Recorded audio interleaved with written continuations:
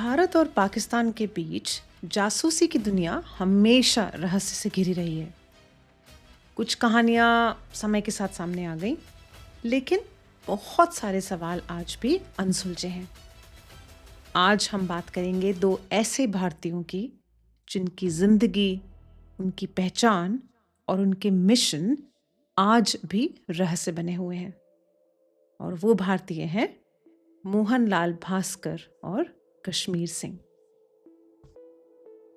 बात है 4 मार्च 2008 की सुबह की।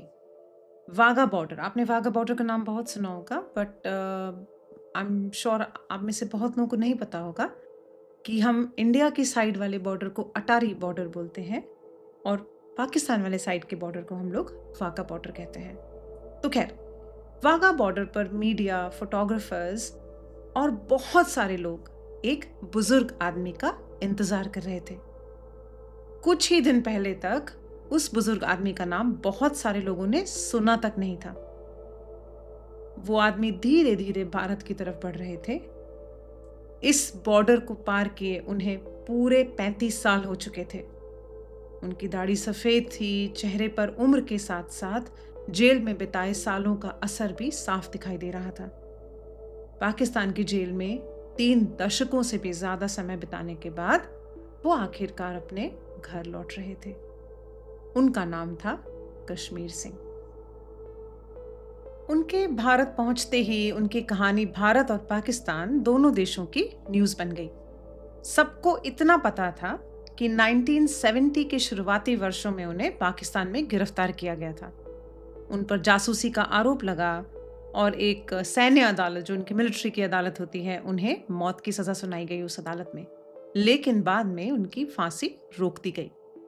करीबन 35 साल जेल में बिताने के बाद पाकिस्तान के जो उस समय के मानवाधिकार मंत्री थे, ह्यूमन राइट्स मंत्री थे, अंसार बर्नी, उनकी कोशिशों से कश्मीर सिंह को रिहा कर दिया गया।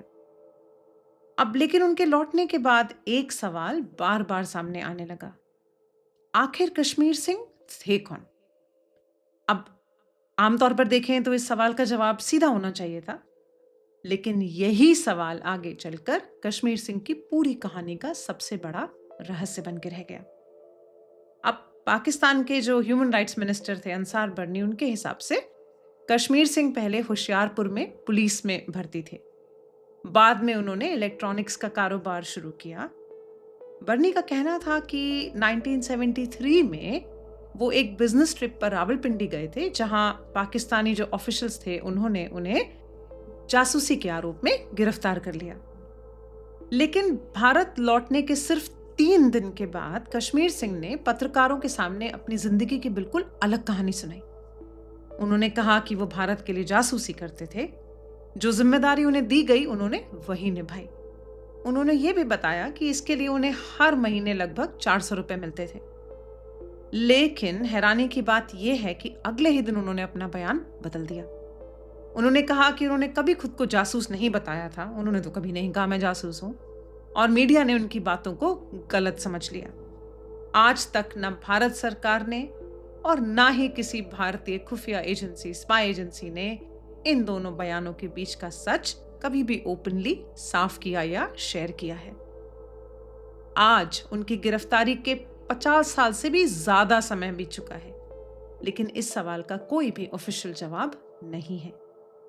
क्या कश्मीर सिंह सच में एक बिजनेसमैन थे जिन्हें गलत तरीके से जासूस समझ लिया गया था, या फिर वो भारत के लिए काम करने वाले ऐसे अंडर कवर ऑपरेटिव थे जिन्हें उनकी अपनी सरकार ने कभी भी ऑफिशियल रूप से स्वीकार नहीं किया, या फिर सच इन दोनों कहानियों के बीच में कहीं छिपा है? शायद इसका जवाब कभी भी ना मिले। लेकिन कश्मीर सिंह की कहानी सिर्फ इसीलिए हम नहीं सुना रहे आपको आज, इसीलिए डिफरेंट नहीं है। असल में उनकी कहानी हमें भारत और पाकिस्तान के बीच में चल रही छिपी हुई जो स्पाई की दुनिया है वहां तक ले जाती है, जिसके बारे में हम आप जैसे जो आम लोग हैं, आम जनता है, वो बहुत कम जानते हैं। मूवीज में सुनते हैं, इधर उधर सीरियल्स बनते हैं, तब सुनाई देता है, लेकिन जानते बहुत कम है। तो इसके लिए हमें दोस्तों थोड़ा पीछे चलना होगा। साल था 1947, 1947। भारत का बंटवारा हुआ और दो नए देश बने, भारत और पाकिस्तान। लेकिन इस बंटवारे ने सिर्फ जमीन ही नहीं बांटी, बल्कि लाखों परिवार, गांव की और पूरी पूरी बस्तियों को भी अलग कर दिया। खासकर पंजाब में, जहां कई लोग रातों रात दूसरे देश के नागरिक बन गए। इसके बाद दोनों देशों के रिश्ते लगातार तनावपूर्ण होते गए। ये और आप हम सब जानते हैं इस बारे में। फिर 1947, फिर 1965 और 1971 की लड़ाइयों के बारे में भी हम सब जानते हैं। लेकिन इन लड़ाइयों के बीच भी एक और लड़ाई लगातार चल रही थी, और वो थी इंफॉर्मेशन इकट्ठी करने की लड़ाई। भारत जानना चाहता था कि पाकिस्तान क्या योजना बना रहा है। पाकिस्तान भी यही जानना चाहता था कि भारत क्या कर रहा है। सेना कहाँ तैनात हो रही है, कौन कौन सी नई सड़कें बन रही हैं, रेलवे की गतिविधियां क्या हैं, एयरबेस कहाँ तैयार हो रहे हैं, तो मिलिट्री के एक्सरसाइज और मिलिट्री के बेसिस कहाँ बन रहे हैं। ऐसी हर छोटी बड़ी जानकारी दोनों देशों के लिए बहुत इंपॉर्टेंट थी। आज की तरह उस समय ना तो सैटेलाइट सिस्टम्स इतने मॉडर्न थे, ना ही सर्वेलेंस की टेक्निक्स इतनी एडवांस थी। इसीलिए सबसे भरोसेमंद तरीका था एक इंसान, ऐसा इंसान जो भीड़ में बिल्कुल आम लगे। एक जासूस की सबसे बड़ी ताकत यही होती थी कि उसे कोई जासूस समझे ही नहीं। उसे स्थानीय भाषा और जो बोलने का लहजा है वो आना चाहिए, लोगों के रीति रिवाज पता होने चाहिए, किस मौके पर क्या कहना है, क्या पहनना है, कैसे रहना है। ये सब उसकी पहचान का हिस्सा बन जाता था, क्योंकि एक छोटी सी गलती भी महीनों की तैयारी पर पानी फेर सकती थी। इसी वजह से पंजाब ऐसे मिशंस के लिए सबसे इंपॉर्टेंट इलाकों में से एक बन गया था। फिरोजपुर का रहने वाला कोई व्यक्ति लाहौर में आसानी से घुल मिल सकता था। एक व्यापारी का सीमा के पार जाना किसी सैनिक के मुकाबले में बहुत कम शक पैदा करता था। अब एक स्कूल टीचर लोगों से सवाल पूछे तो नॉर्मल लगता है, यानी कि ऐसे लोग जो देखने में बिल्कुल आम हो, लेकिन जिनकी असली जिंदगी किसी और पहचान के पीछे छिपी हो। बाद में जो रिसर्चर्स थे उन्होंने बड़ी एक इंटरेस्टिंग बात नोटिस की। इनमें से ज्यादातर लोग जो स्पाइस बन के उस तरफ गए थे, वो कोई बड़े ऑफिसर्स नहीं थे जिनके नाम आपको सरकारी रिकॉर्ड्स में मिल जाएं। बहुत सारे लोग उनमें से आम नागरिक थे, आपकी मेरी तरह, जिन्हें किसी खास मिशन के लिए चुना जाता था। कुछ पुराने इंटरव्यूज में और जो लोगों ने मेमोइर्स लिखे हैं उसमें यह भी बताया गया कि ऐसे लोगों को पहले ही कह दिया जाता था कि अगर वो पकड़े गए तो सरकार शायद कभी भी ऑफिशियली उन्हें अपना नहीं मानेगी। हर मामले में ऐसा हुआ या नहीं, इसका कोई पक्का सबूत नहीं मिला मुझे, लेकिन अलग अलग कहानियों में यही पैटर्न बार बार दिखाई देता है। ऐसे ही लोगों में एक और नाम था, मोहनलाल भास्कर। जासूसी की दुनिया में आने से पहले उनकी जिंदगी बिल्कुल नॉर्मल थी। उनका जन्म 30 नवंबर 1942 को पंजाब में अबोहर में हुआ था। उन्होंने इंग्लिश में एमए किया, बाद में फिरोजपुर कैंट में उन्होंने वहाँ अंग्रेजी पढ़ाने लगे। उनकी दुनिया स्कूल, किताबों और उनके स्टूडेंट्स तक ही सीमित थी। उस समय उन्हें जानने वाला शायद ही कोई सोच सकता था कि यही टीचर एक दिन पाकिस्तान की जेल में सालों बिताएंगे। लेकिन फिरोजपुर सिर्फ एक शहर नहीं था, ये भारत और पाकिस्तान के बॉर्डर के बिल्कुल नजदीक था, कुछ ही दूरी पर। दोनों तरफ के लोग एक जैसी भाषा बोलते थे। कई परिवारों की तो जड़ें भी एक जैसी थी, जो बंटवारे से पहले एक ही गांव के या एक इलाके का हिस्सा भी थे। ऐसे में अगर किसी को बिना शक किए पाकिस्तान भेजना हो तो फिरोजपुर जैसे इलाके सबसे बेहतर माने जाते थे। तो मोहनलाल भास्कर भारतीय ये जो हमारा खुफिया तंत्र था, ये मशीनरी थी, इसमें कैसे पहुंचे, ये तो इन्फॉर्मेशन अवेलेबल नहीं है। ना उनकी जो भर्ती हुई उससे कोई जुड़े हुए रिकॉर्ड सामने आए, ना ही किसी इंडियन एजेंसी ने इसके बारे में डिटेल में कुछ भी कहा है।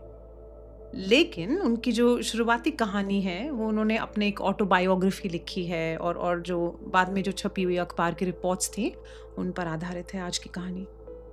इन सब रिपोर्ट्स में एक बात लगभग सिमिलर है, सेम है।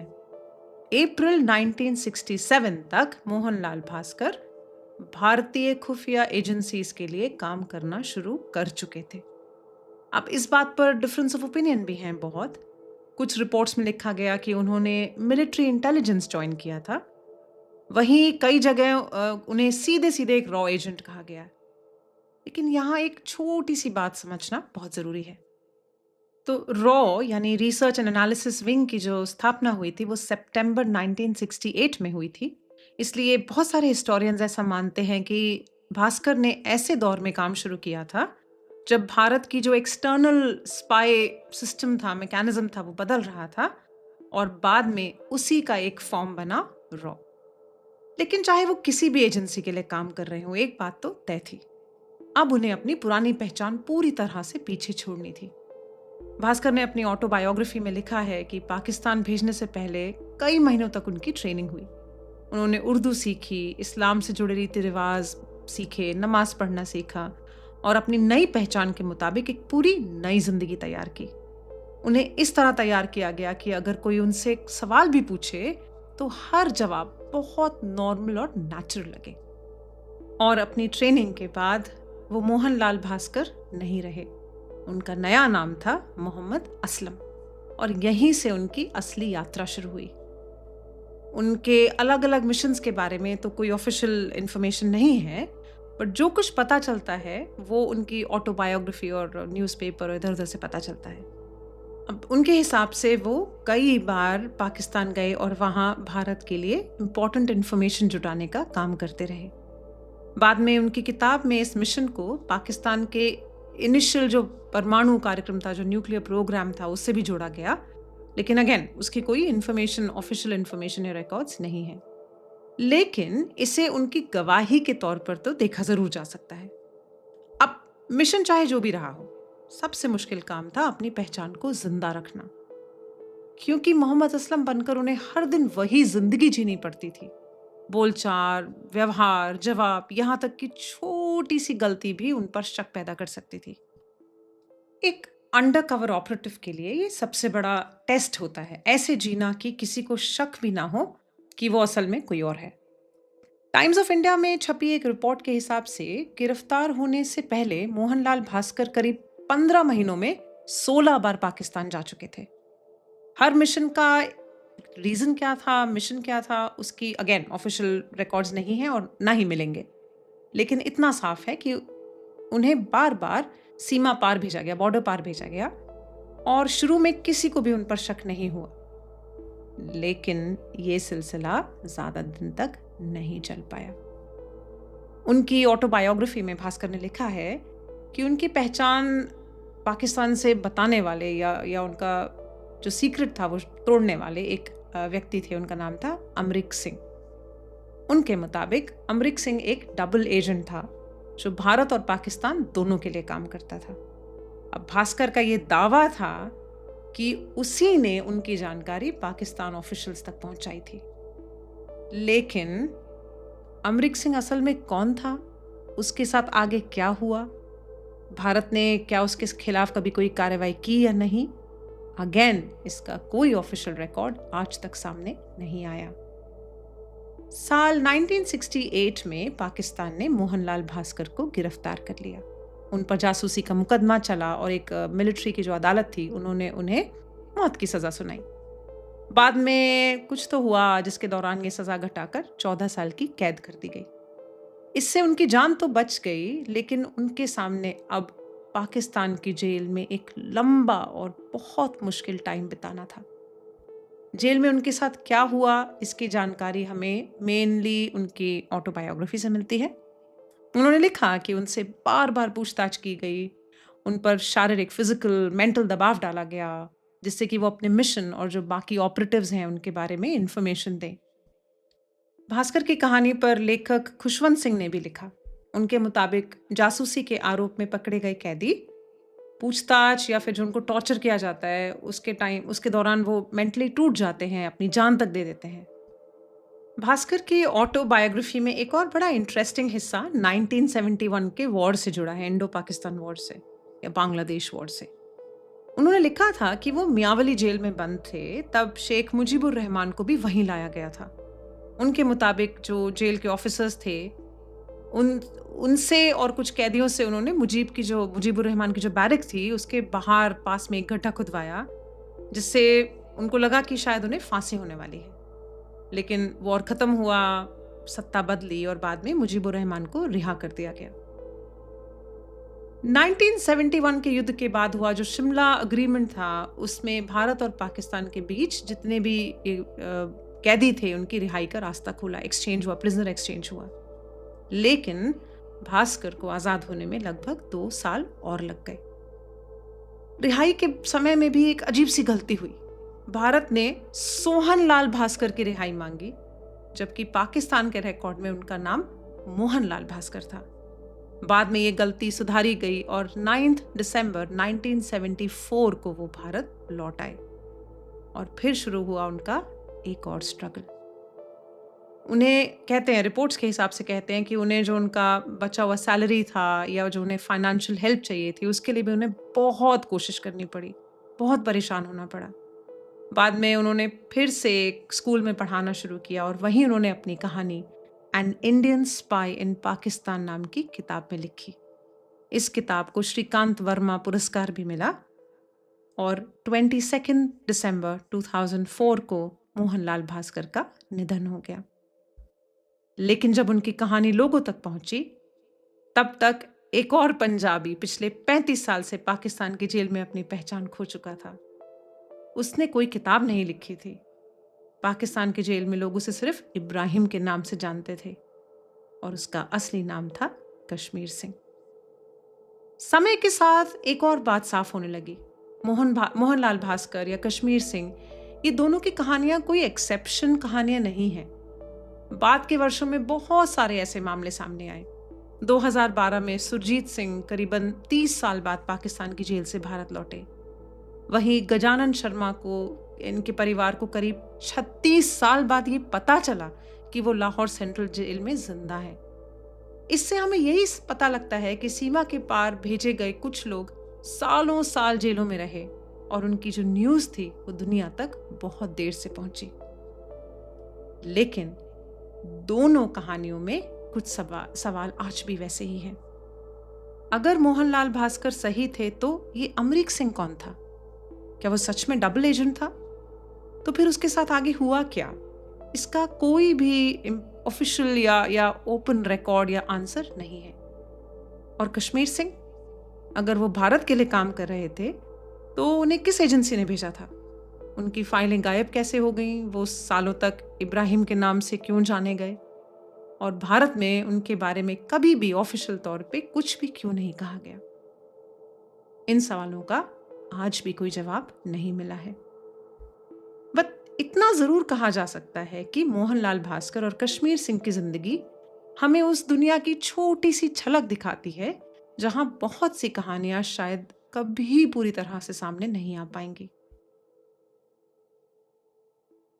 4 मार्च 2008 को कश्मीर सिंह जरूर घर लौट आए थे, लेकिन उनके साथ उनकी पूरी कहानी कभी वापस नहीं आई। आज हमारे पास कुछ नाम हैं: मोहनलाल भास्कर, कश्मीर सिंह, सुरजीत सिंह, गजानन शर्मा। लेकिन शायद सबसे बड़ा सवाल इन नामों से भी आगे है। क्या ये सिर्फ वही लोग हैं जिनके बारे में हमें पता चल गया, या फिर ऐसे और भी लोग थे जिनकी कहानियां कभी दुनिया तक पहुंची ही नहीं? इस सवाल का जवाब शायद आज किसी तो सरकारी फाइल में कहीं तो जरूर बंद होगा, या शायद कहीं भी ना हो। और शायद यही जासूसी की दुनिया की सबसे बड़ी सच्चाई है। कुछ मिशन फेल हो जाते हैं, कुछ एजेंट्स लौट आते हैं, लेकिन कुछ स्टोरीज, कुछ कहानियां कभी लौट कर नहीं आती। अगर आपको लगता है कि हम कुछ ऐसे गुमनाम लोगों की जिंदगी की कहानियां आज आपके साथ शेयर करके उन्हें थोड़ी सी भी रिस्पेक्ट दे पाए हैं, तो हमारी कहानी को लाइक, शेयर एंड सब्सक्राइब जरूर कीजिएगा। अगले हफ्ते फिर मिलते हैं आपके साथ एक और नई कहानी लेकर। तब तक अपना ख्याल रखिएगा, अपने अपनों का ख्याल रखिएगा। सुनने के लिए बहुत बहुत धन्यवाद।